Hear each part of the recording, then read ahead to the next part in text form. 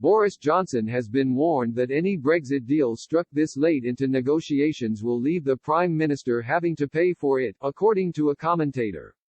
Prime Minister Boris Johnson's announcement of the internal market bill last month intensified trade talks and infuriated those both inside and outside the EU. Yet the bill has just passed the last Commons hurdle and will now move into the House of Lords before it can pass into law. It has become yet another sticking point in negotiations which are already fraught with disagreements, such as access to UK fishing waters, a level playing field and the governance of any future deal. The internal market bill is divisive because it overrides elements of the withdrawal agreement, specifically the Northern Ireland Protocol, and so huge parts of pro-EU groups are up in arms. However, the bill may be part of a larger strategy from Downing Street, according to a senior fellow at the Dutch think tank, Clingendael Institute.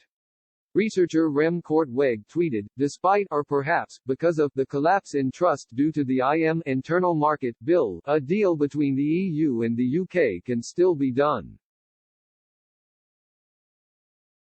But it will come at a cost. And Boris Johnson will have to pay it.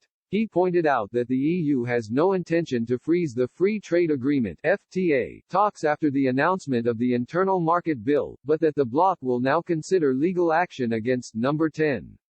Mr. Kortweg said, Boris Johnson may anticipate this, and want it. Nothing says, I'm tough on Brussels, than being sued by EU lawyers. He noted that the UK is aware the bloc will only sign an FTA if the contentious elements of the internal market bill are removed. However, writing on Twitter at the weekend, Mr. Kortweg added that the reverse is true as well. Number 10 will only withdraw those elements once the EU has promised to sign a trade deal. As a result, it's in the Prime Minister's interest to wait until after a deal is on the table before making the requested changes to the internal market bill. Mr. Kortweg claimed Mr. Johnson could then say, my threat to violate international law has forced the EU to give me my FTA, which would help win him the support of Brexiteers. He indicated that the internal market bill drama could also be a smokescreen as the Prime Minister actually prepares for concessions with the EU. Mr. Kortweg said that Mr. Johnson's plan may yet backfire, because it has eroded trust in the UK, and it's difficult for him to perform a U-turn after making substantial promises to Brexiteers.